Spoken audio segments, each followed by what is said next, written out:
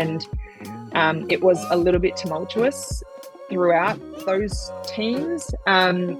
It's crazy that we're able to make 2 grand finals given the feeling within the team at the time. It was the players were really stuck together, but it was a little bit rocky. That many what ifs going into Singapore that we knew exactly what to do. Anything could hit us and we knew what to do. Kicking the butt is exactly what I needed. And going into that 2008 season, I wanted to make sure I was so super fit. I never wanted to be overlapped 3 times by Laura von Berto and a suicide ever again.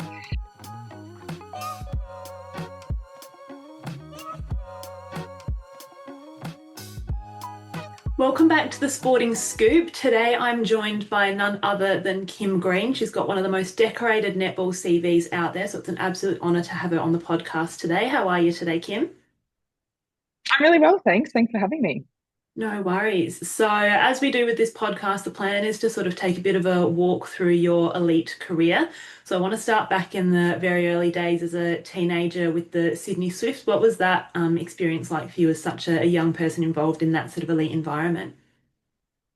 What a great experience. I think for me, I didn't have any aspirations to be a netballer, to be completely frank. At the time, I was well into athletics.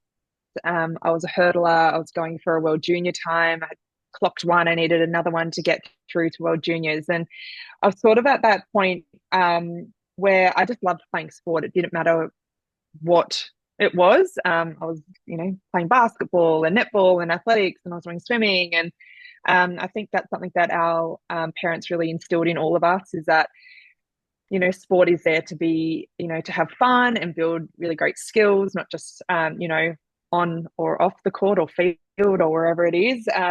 But yeah, we just love to play sport. And yeah, I was just lucky enough to be in the right place at the right time. When you talk about careers in particular of sporting people, it is really about being the timing of everything that you go through. And some, really great players haven't been able to get contracts or, go to the lengths that others have, because sometimes it is about timing, and it's about who's, what coach is there at the time, what players are in front of you, what experience is there. And I was just lucky to be in the right place at the right time. And yeah, for me, Jules asked me to come in just to be an extra at training. And I didn't know that was a selection at the time, but thank goodness I didn't.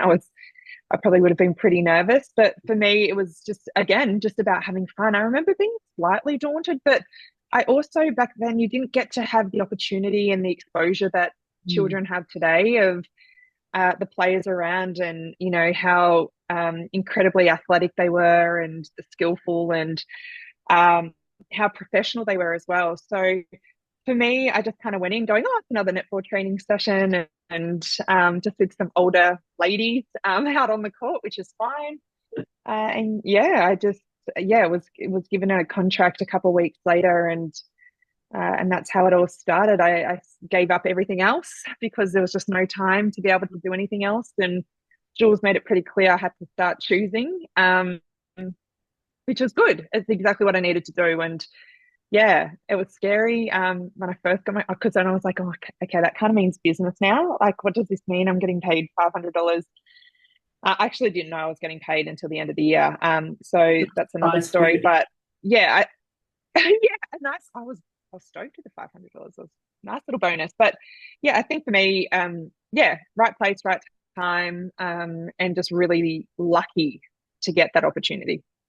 For sure. You mentioned your parents a bit in there because they're both come from sporting backgrounds as well, which is something I didn't sort of realise. So you said that sort of lots of sport was brought up in your family. What do you remember of their sort of sporting careers? Was that something that you were around for as a kid, or more something you just heard about after? No, I wasn't around for that. Mum was a pretty epic swimmer. She went to the Olympics, Commonwealth Games, won 4 gold at Com Games. But she was really young, so she retired at the age of 16. So Wow. yeah, so I was definitely not around. And yeah, I think, for her, she was such, and still is, such a go-getter, and so strong-willed. And we've got 3 girls and a boy in our family.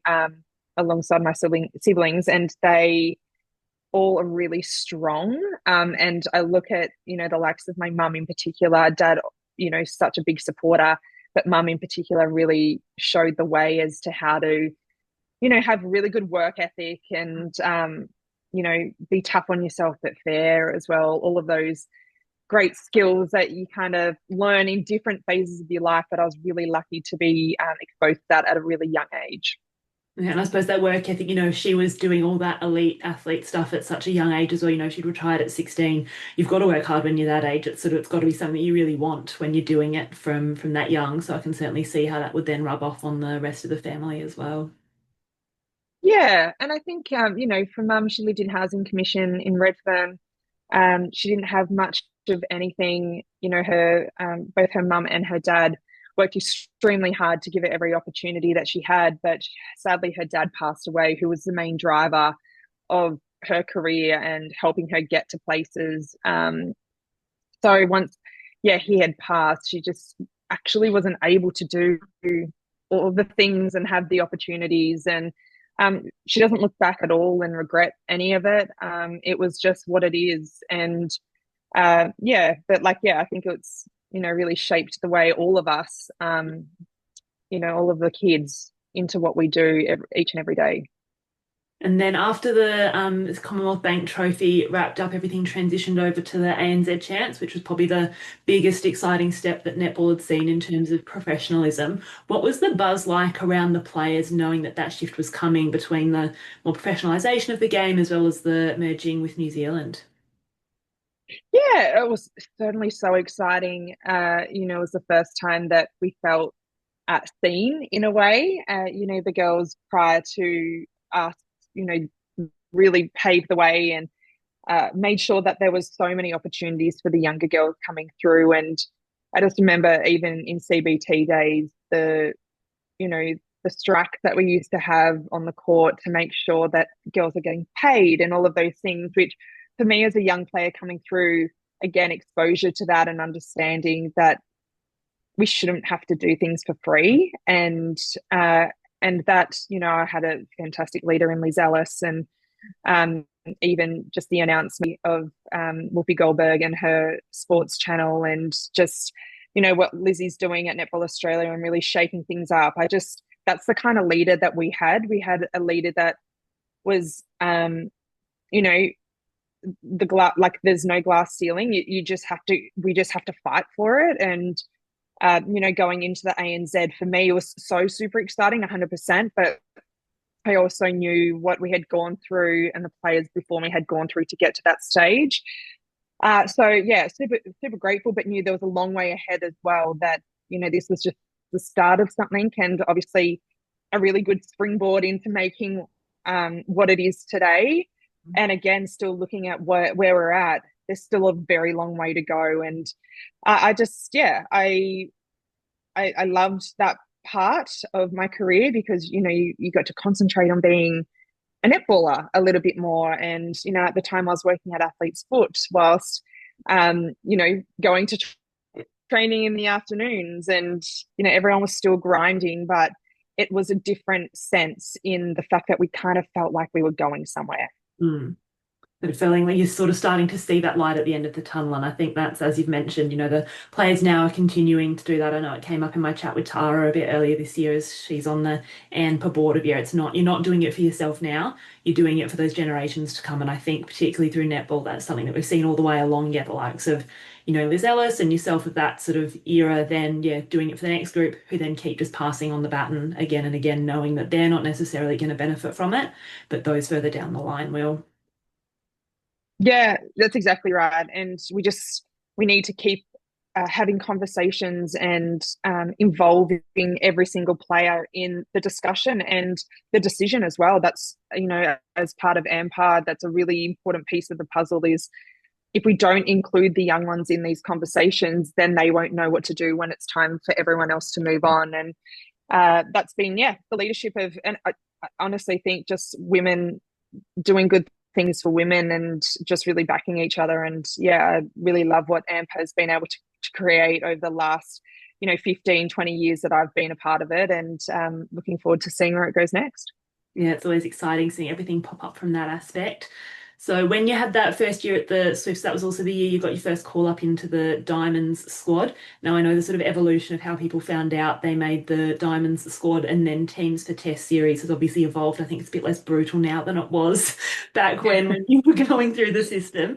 So what are your recollections of the phone call? I'm guessing it would have been Norma Plummer was your coach at the time. So how did that all sort of unfold?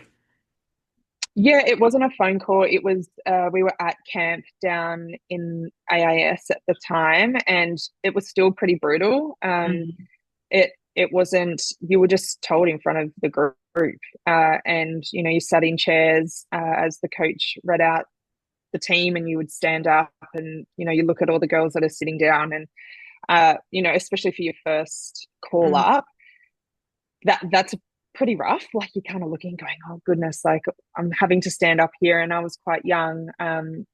Looking at some of the players that have missed out that are, a little bit more experienced than what I mm. am, and yeah, it's a tough process. And yeah, now looking back, things have evolved quite a bit now, and obviously there's a little bit more, um, I guess, education around well-being and mental health, and making sure that honest conversations are had, and all of those things. So I think we've come a long way from there. But yeah, obviously just really exciting. For me, I'd gone into a couple of camps prior to that year, just as like an extra, and an Aussie squad member the year before. And to be completely frank, I got my butt kicked. I was given a call up 6 weeks before a camp. That was my first camp, and I was just coming in as an extra, just a number. I was there with Joe Curran and Kate Beveridge at the time, and yeah, 6 weeks. I was in off season. That's when we had off seasons, and I certainly didn't look like the netballer that I was in season. So nor was I fit enough. And I just remember getting my butt kicked by Laura Bomberto in particular, doing suicide runs that they had been doing. They were in the lead up to a com game, so they were fit and Mm. firing and ready to go and ready to put their hand up. And I had 6 weeks off of having a good time with my family and friends. And You do when you've yeah, got time so off. exactly. So yeah, so that was a rude shock. And then the year after, I was so much better prepared because I was named in the squad that year. But yeah, the kick in the butt is exactly what I needed. And going into that 2008 season, I wanted to make sure I was so super fit. I never wanted to be overlapped 3 times by Laura Bomberto in a suicide ever again. Even though she probably did that because she was just incredible. But yeah, for me, it was just I needed to become serious about what I Mm. was doing. I loved playing. I loved the team aspect. I loved the socialization of it all. And I loved being a semi-professional athlete as well. But then going into the diamonds level is a whole nother level of dedication, and I knew that I wanted it. And yeah, so I ended up just getting really fit in the off season, and making sure that I was just ticking every box. And when I got that call up, uh, I was I wasn't surprised because I felt like I had done the work. Mm. And um, although I was up against some really strong players, I also knew that I could cover 3 positions quite well at that stage. I was originally a wing defense when I first started at the Swifts, and then transitioned down to the attacking end. And yeah, I felt like I could provide in 3 positions. So for me, like when you put in all the hard work, and the confidence builds with that. And yeah, it was a really exciting time. And your first couple of years in the environment you went to, I mean, across your whole career, you went to 4 pinnacle events. The first two, probably the most iconic netball games we've seen for a while, being the Delhi Com Games and then the Singapore World Cup. We'll start with the Delhi Games, the double extra time. I mean, it's an Mm. iconic game, longest netball game we've had in history. I don't see it getting overtaken anytime soon. What are your recollections of that game? Of that game in particular, we were, yeah, like the whole going over to India was a debacle in itself, and both Mm, teams were in the same position. So we were both just up against it. And to think that we were able to perform, for the longest game in history based off what we were eating. Can I tell you, both teams would have been the same. We were just trying to find something that was going to settle with our bellies going into that game. So I think at the end of the day, it was the team that was able to hang on, or also probably find a little bit more energy in their systems. And yeah, it was such an epic game. I sat on the bench for quite a bit of it, came on the last bit of the game, and just the backwards and forwards, like both of those teams were such solid teams. And back then you would often have your starting seven, and that would really only be the players that would really take the court, maybe one change here max. But that game really showed what it meant to have depth on the bench as well. And I think both teams were able to provide really good, skillful players in those 12 players. But my goodness, imagine if you had 10. You just wouldn't have been able to get through. So yeah, it was such an epic game. And I just remember thinking it was just moments, like critical moments just to nail. And obviously the Kiwis came through with it, and they were able to just nail those critical moments. And to be frank, Norma didn't let us down, didn't let us let it down for a very long time. That was in the back of our mind for a very long time, and making sure that if we were ever in a position like that ever again, we had to nail it, which then came into fruition the year after. So yeah. Yeah, could you have written a better script? Yeah, as you've said, the next year, was it sort of a sense of deja vu, like, holy cow, how are we here again? We just did that already. Now we've got to sit through it all over again. Do you know what? I think we played Malawi in a semi-final, and it was a pretty brutal game. And I remember we're sitting in the ice baths going into that grand final, and someone goes, "Oh, imagine if we go into extra time again." And everyone's like, "Shut up, like, stop talking about it." I don't remember who it was. But when it came into fruition, we're like, "You're joking." But do you know what also we were? We knew what to do, because I cannot tell you the planning that went into that game. We were doing all sorts of things. For instance, we would, in our camps, they would get us into minivans and go, jump into minivans. We're just doing all of this prep work to make you ready for whatever could happen going to a game or going to whatever it was. Anyways, everyone just piled in the buses and off we went. And then a bus broke down.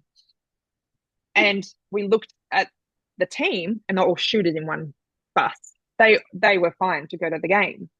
So we were prepping even for those moments of what if there's a blackout, the fire alarms are going off. So we did that many what ifs going into Singapore, that we knew exactly what to do. Anything could hit us, and we knew what to do. And obviously the Kiwis were such a force, and they had so much confidence coming off the back of that India Com Games, that we knew we had to have another level of expectation, but also clarity in chaos. And that's exactly what happened. And every single player knew what to do and knew how to play that game. And yeah, obviously crazy that we got ourselves into that position in the first place, but awesome that we were able to finish it off. And I think Plum was pretty happy with that too. Yes, I don't, you said she wouldn't let you live that first one down. I don't think she would have spoken to any of you for years if you'd lost the second one as well. So No, you came through on no, that. she would have come around eventually. She's a bit soft like that, but yeah, she wouldn't have been happy with us for a couple of years. You're right. Now you finished up your Diamonds career in 2015 after the World Cup victory there. At what sort of point were you starting to think, oh, maybe I'm ready to hang up the yellow dress and just focus on my domestic career? Yeah, I kind of knew at the beginning of the year that that was something that I wanted to do. I was really struggling with some lower limb niggles. I had this shin issue that no one could quite figure out what it was. I was getting a lot of pain in the warm up, and then once it warmed up, it was okay. But it was like to the point where I could barely put pressure on the shin, and they kind of felt like it was compartments, but then it was kind of backwards in terms of the symptoms going into that. And I was struggling through the domestic season trying to get that on track. And I I just had to kind of get through, but I knew like if I was just getting through, that's just not enough. to be, and I just needed my body to have a rest. So I knew at the beginning of the year, I told my family and friends, knowing that it was a Sydney World Cup as well. So all of them tried to get as much, bums on seats as they could. A very expensive event in Sydney, but yeah, I think looking back at that, I looked at it and it was the perfect finish for me at that, excuse me, international level. Um, yeah, I just had, it was such an epic team, but being in Sydney in front of like a lot of the fans that would see me at the Swifts, and yeah, it was just time. And I just needed to give my body the rest that it needed to have. And it just wasn't conducive to be a part of that program anymore. And I also knew that there was some young guns coming through, and they were, right on my heels. And for me, if I wasn't able to be able to train and play, because that's kind of where I was at, it was a real balancing act. There was a few of us in that team that were like that, Julie Coletto being another one. And yeah, we just had to manage to get through. But, going into the semi-final, the night before, my shin actually flared up really badly. It looked like I had an infection and we weren't quite sure what I was going to do going into finals. So it was the perfect decision. Like it was a really good mindset for me to be like, I'm finishing up anyway, just get through, as opposed to, what did this look like for the back end of the season, if I had more internationals to go to. Definitely. And yeah, made the decision to continue on with your domestic career. So you had one more year at the Swifts after that, which was sort of the finalisation of the ANZ champs before then transitioning to SSN. Obviously, you talked a little bit before about that sort of hype around the transition from the CBT to the ANZ. What was that like from then the switch from ANZ to SSN? Because you're probably one of the few players that was there for the transition of both of those leagues. Yeah, again, very exciting. Even more so because you could really sense that we were now starting to get paid full-time wages. Everyone could really pull back on all the work that they're doing outside and really kick in. Obviously, there was a build up to that point throughout the ANZ, but yeah, it kind of felt like, all right, we're the real deal here, and we're really leading the way in women's sport in Australia to show what women can do, and I guess the environment that you can create with just really good leadership. So yeah, really exciting. Obviously, the shift was really quite hard and difficult, and yeah, for mine, obviously, I played most of my career. Oh, I played all my career at the Swifts, and I wanted to stay a Swift, but uh, you know, I also felt like I needed to shake it up. I felt like I had given everything I could in that environment, and it was a little bit tumultuous throughout those teams. It's crazy that we're able to make two grand finals, given the feeling within the team at the time. It was, the players were really stuck together, but it was a little bit rocky going into those finals, and um, yeah, it was. I just felt like I couldn't give any more there, and it was time for me to move on. I was actually going to retire domestically as well, and then Julie Fitzgerald gave me the phone call and said, "Hey, I'm thinking of taking on this team, but I won't do it without you. Will you come across?" I was like, "Well, I only told my husband I was retiring last week." So then I walked in the door. I was like, "Oh, babe, I'm not Yeah. retiring anymore. I'm going to play for this other team that apparently is orange. That's going to be interesting." Um, so yeah, so I think, that really rejuvenated my love for the sport. It gave me confidence in, coaching leadership again under Jules, and just building something from scratch. That was just pretty incredible. And, we had a really beautiful team that year. A lot of different dynamics, something that we probably hadn't experienced. I hadn't experienced prior, in terms of having lots of internationals in the team, which brings a completely different dynamic. We had Jay, Serena, and Joe all living together. They called themselves like the Wolf Pack or the something like that. But they certainly were that. They were just they had a whole lot of gumption about them, all three players, and they brought so much to the team, and but a lot of fun as well. So Yeah, I think for me it rejuvenated my career, and it was certainly one of the better decisions that I've made throughout my career for sure. We talk about that bit of a tumultuous time at the Swifts. You was part of the sort of leadership group there. So how as a leader did you sort of make sure that even if there was some stuff going on off the court that you were still able to sort of rally and then perform on game day as one of the leaders? Yeah, I think you know what, like when coaching staff aren't getting along, or there's rockiness between coaching staff and the club, or whatever happens there, generally you'll find the players always galvanize unless there's something happening within a player situation. So um it it only galvanized us even more to go into those finals and make sure that we had each other's back, and we had complete clarity when we looked in each other's eyes. That was one of the most important things, was that we were all on the same page. And of course, we had player meetings to make sure those things were going smoothly on court. And yeah, we had a lot of young players that, really wanted to put their hand up and make more of a career for themselves. And that was the beauty of that team as well. It was that, you had pretty much the whole team really wanting to get on the court. And in those moments,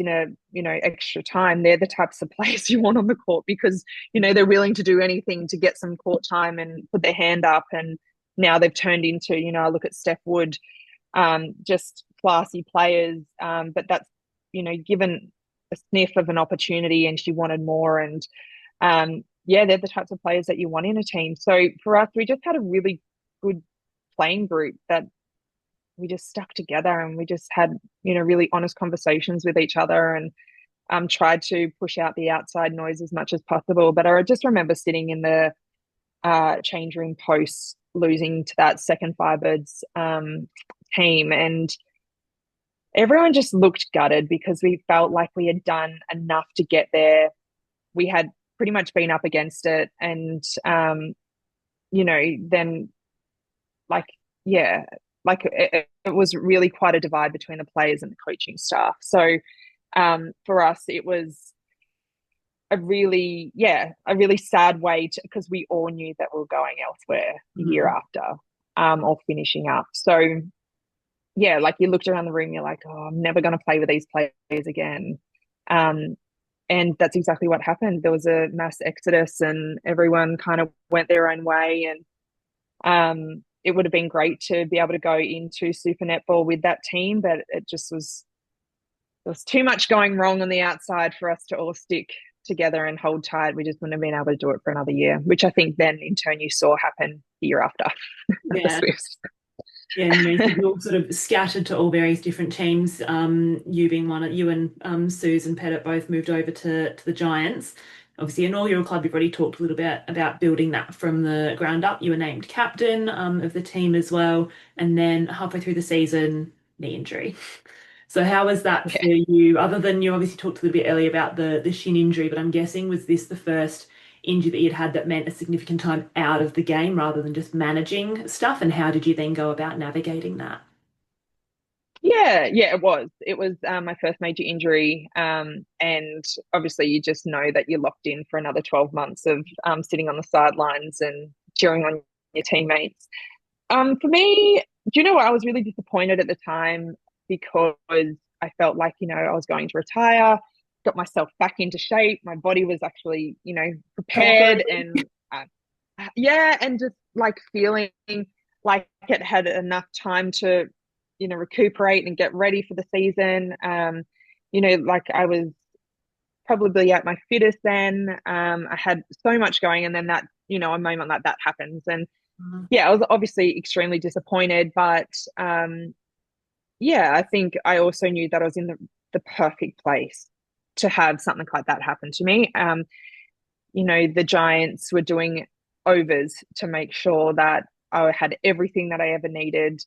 I was actually doing the player development manager for the women's AFL team at the time. So I was kind of cross coding, because I loved working that wellbeing space, and I had for Netball New South Wales for a couple of years prior to that moment, and they were all there that day. And yeah, I think I just felt obviously disappointed, but so super supported.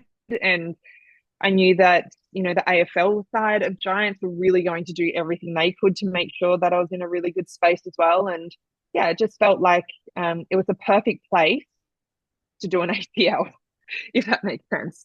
Um, but yeah, like looking back, that was a turning point in my career again, where I just had to start working on myself outside of netball. Like, who am I as not Kim Green, the netballer? And, I started to, yeah, really build my confidence in working outside of. And yeah, I think it was perfect timing again. Like I always, anytime someone does an ACL, I always, or a season ending injury, I always try to reach out and just be like, it may seem like the end of the world right now, but I promise you just come back even stronger. And mentally you like build skills that you never would have to if you didn't have this injury. And of course it's going to absolutely put you through the ringer. But yeah, I think it was a somewhat good experience. But yeah, obviously just learn a lot about myself. And I actually had quite a few complications with my knee. I had a hamstring graft, and the hamstring actually ruptured. The new graft ruptured halfway. Oh, it was about 2 months in, which I didn't know had happened. Mm. And neither did any of the staff. And by the time we caught on to why I wasn't able to strengthen that hamstring, for some reason I was just cramping all the time. It was way too late to reattach. So I ended up playing the last 2 years of my career with one less hamstring on that side. So, which of course put you into a position of, risk of doing your ACL completely again. But also, it just would cramp throughout the game all the time. So Pickle Juice was my friend. Your best friend? And we just, the best friend, and really supported me throughout the last 2 years of my career. So, but yeah, like even to this day, I go to the gym and she just doesn't like to operate like the other one. Yeah. So, which is fine. One less of them. So, Can't blame them when there's one less there, can you? Just got to move on with it and make yeah, do. So exactly. you managed to come back from that injury and then made the decision to retire at the end of 2019. It sounds like your body was sort of almost giving you all the signs that you were ready to hang up the dress for good. How was that sort of decision coming about? Oh, I had known at the beginning of the year that that was going to be my last season. I think I'd signed a 3-year contract, full knowing that I probably wasn't going to be able to fulfill those 3 years. I just wanted more out of my life. Mm. I obviously, with my knee, I then really worked on myself and, was co-running a business at the time, and we're running tours overseas, and while doing so many fun things, and yeah, just creating really cool things. And I just felt like I wanted to get back into that and concentrate on doing that. And so yeah, I knew at the beginning of the year. I didn't really tell anyone. And I didn't tell Jules until halfway through the year, because I didn't want it to take away from the players and what we were doing, and trying to rebuild. All of those things were just, we weren't as successful as we were in the first year, and we were trying to find where those performances were coming from. Obviously, we lost Serena Guthrie that year. She went back to England. And I think for me, yeah, it was just time. I was ready. I didn't want to have to deal with, not deal with, but like our biggest problems, and not just everyone, me included, our biggest problems was whether or not, you know, the protein shake was nice tasting, or, we have to do another rep. Like if they my biggest problems, I wanted to have bigger problems than A that. bigger So problems. bigger than that. So yeah, it was just time for me. I knew that the club was in a really good place. Joey Harden was really becoming a strong leader. I knew that was completely settled. Obviously, Jules, great people manager. She knew what she was doing. And I think it was just time to move on. Yeah, and then it wasn't long after finishing up that you then became a mother. So you always got two beautiful kids now. So how did that transition go for you, sort of entering that motherhood space after netball? Oh, that was hard. That was, I mean, we're in the middle of COVID. Pre-season any Um, day over having kids. yeah, I mean, the protein shake problems, I would have much rather those No, it was, do you know, it's like such a big change. And everyone says, like, why didn't anyone tell me how big of a change this is and how consuming being a mother is? And it's also for the fact of like, I don't like to tell my friends because it also becomes easier too. Like, Mm. yeah, I think it was, yeah, in COVID, it was pretty tough. It was pretty rough. And Trent was still playing when I was pregnant. But when I had Lenny, he had retired, but he was then commentating over the summer. And because there was lockdowns and things like that, he was in hubs. And, I was single parenting for a while. For the first, especially the first bit, I think he had to go into a hub 10 days post Lenny arriving. So I think that was, yeah, I mean, it was pretty difficult. Yeah, it was pretty rough to be completely frank. And at 6 months, I found out that we were having Jamesy. Jamesy was on her way too. So, that just adds a different dynamic as well, being pregnant and, trying to look after a little bub. And so, yeah, like I think, it was tough, but I now look at our life and where our kids are at, and they are the best of mates. And they're also very cheeky together, which drives me bonkers. But they also are best mates. So having that age gap was actually quite a blessing in disguise. And I think that as each day I'm a better mother, like because you get challenged in different ways, and you certainly build up resilience for a whole lot of crap that comes along with motherhood, but then you also get to see things for the first time that for the second time, but the first time in a long time. So, all the little special moments and, the things that they see that, necessarily we wouldn't see right now. And yeah, it sort of just brings you back to earth and just goes, hey, hold on a second, this is a really good opportunity to reset and yeah, see life for what it is. And especially through COVID, we just got to spend a whole lot of time, lots of walks. And it was pretty amazing, but also extremely challenging. So I think all the challenges make all the good stuff worth it at the end of the day, don't they? So it's always pop out the Yeah. other side of it. It was great to get a bit of an insight and sort of walk back through the journey that you've had to get where you are now. I know we all love seeing you on the Fox screen when we see you commentating again. So looking forward to seeing lots more of that from you in the future. Thanks, guys. Thanks for having me. This episode was recorded on the lands of the Gubbi Gubbi people.